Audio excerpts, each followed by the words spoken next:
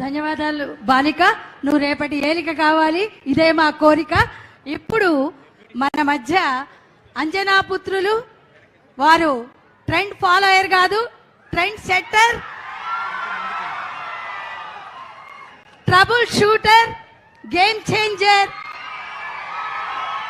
ఆయన వ్యక్తిత్వం సూపర్, కర్తృత్వం టాపర్, నేతృత్వం గేటర్. ప్రజలు అందుకే ఇచ్చారు మీకు పవర్. పుట్టేటప్పుడు తల్లికి కూడా ఆయన ఇది కలిగించలేదు. హరిహర వీరమల్లు, మంచితనపు జల్లు, మమతల పొదరిల్లు, మధురిమల నట్టిల్లు, మానవతా హరివిల్లు డిప్యూటీ సీఎం శ్రీ పవన్ కళ్యాణ్ గారిని ప్రసంగించవలసిందిగా ప్రార్థిస్తున్నాను. గౌరవ ముఖ్యమంత్రి శ్రీ నారా చంద్రబాబు నాయుడు గారికి, వేదిక పైన ఆసీనులైన మంత్రివర్గ సహచరులకి, ఉన్నతాధికారులందరికీ, ఇక్కడికి విచ్చేసిన విశిష్ట అతిథులందరికీ పేరు పేరున నా హృదయపూర్వక నమస్కారం. ఈ పర్యావరణ దినోత్సవం రోజున ఏం చెప్పాలి, ఏం మాట్లాడాలి అని అనుకుంటే నాకు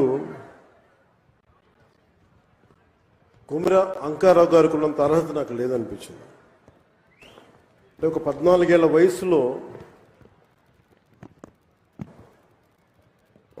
ఒక పక్షి చనిపోతే ప్లాస్టిక్ వ్యర్థాలు తిని దానికోసం ఎవరైనా సరే ఒక 3 దశాబ్దాలు కృషి చేస్తారా?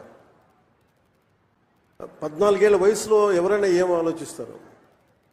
ఆడుతా పాడుతూ తిరుగుదామని, అటు ఇటు తిరుగుదాం అనుకుంటారు, కానీ పర్యావరణం గురించి ఆలోచించే స్థాయిలో ఉన్నారు అంటే ముందుగా కుమ్మేరు అంకారావు గారిని ఈ కార్యక్రమానికి విశిష్ట అతిథిగా పిలిచినందుకు మనస్ఫూర్తిగా అధికారులకి, వారిని ఇక్కడ రావడానికి స్ఫూర్తి కలిగజేసిన శ్రీ నారా చంద్రబాబు నాయుడు గారికి మనస్ఫూర్తిగా నా కృతజ్ఞతలు తెలియజేసుకున్నాను. ఒకసారి ఒక వ్యక్తి చాలా చిన్నగా ఉంటుంది, మనం ఏం చేయగలం అనుకుంటాం. నాకు ఆయన్ని గురించి చదువుతూ ఉంటే ఒక నల్లమల పరిరక్షణ కోసం ఆయన పడ్డ తపన, గత కొన్ని సంవత్సరాలుగా ఆయన కొన్ని దశాబ్దాలు 3 దశాబ్దాలుగా ఆయన చేస్తున్న కృషి చాలా ఇన్స్పిరేషన్ అనిపించింది. ఈ కార్యక్రమానికి దీనికి మాట్లాడాల్సిన మరింత అర్హత, బలమైన అర్హత గౌరవ ముఖ్యమంత్రి నారా చంద్రబాబు నాయుడు గారికి ఉంది. నాకు ఎప్పుడు అర్హత వస్తుందంటే కనీసం నేను 1 కోటి మొక్కలు మన అంకారావు గారి లాగాను, లేదంటే గౌరవ ముఖ్యమంత్రి నారా చంద్రబాబు నాయుడు గారి లాగా ఒక చెట్టు నీరు కార్యక్రమం లాంటివి చేసిన తర్వాత ఒక స్ఫూర్తిదాయకంగా మాట్లాడే హక్కు నాకు వస్తుంది ఖచ్చితంగా.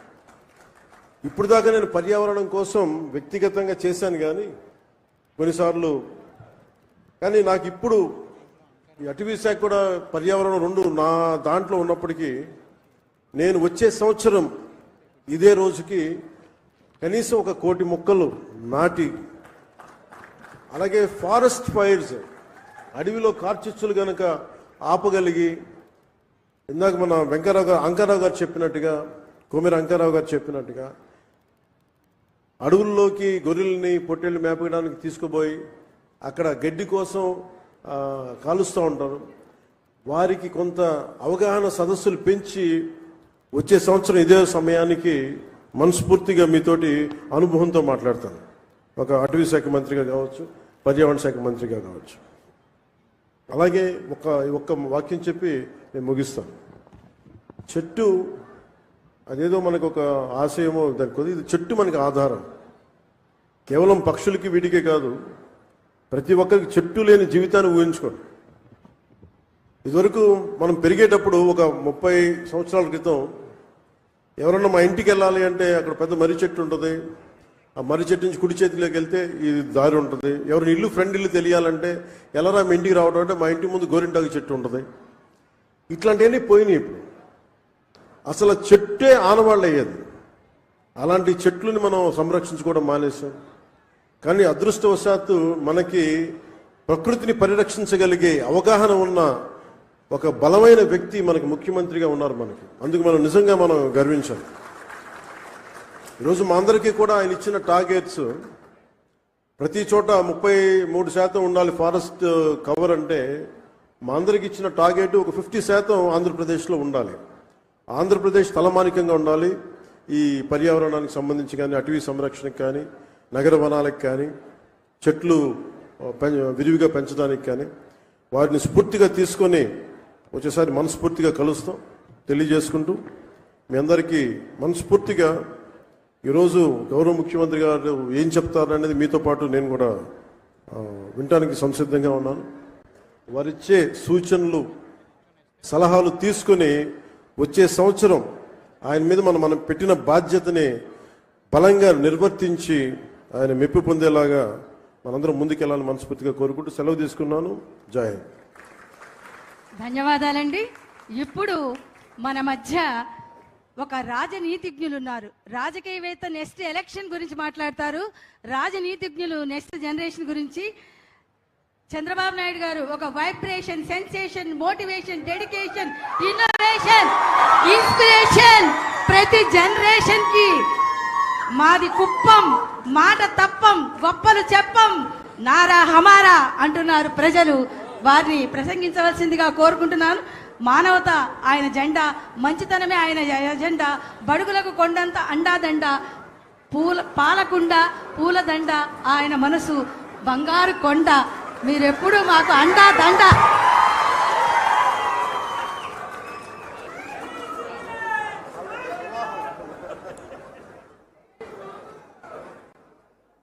ఉప ముఖ్యమంత్రి, అటవీ శాఖ, పర్యావరణ శాఖ, అదే మరి పంచాయతీ రాజ్ శాఖ మంత్రివర్యులు, అదే మరిగా ఒక మంచి మిత్రుడు శ్రీ పవన్ కళ్యాణ్ గారు, సహచర మంత్రివర్గ సభ్యులు, వేదికపై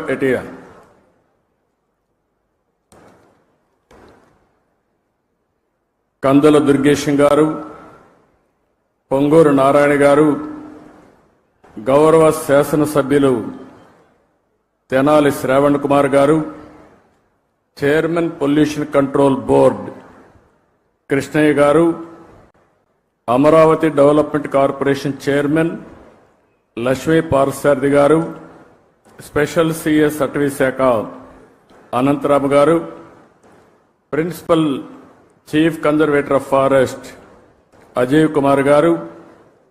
ఇప్పుడే మీరు చూస్తున్నారు, మొన్నటి వరకు మనం రామయ్య గారిని చూశాం, మొన్నే ఆయన చనిపోయాడు. ఈరోజు నల్లమల అడవుల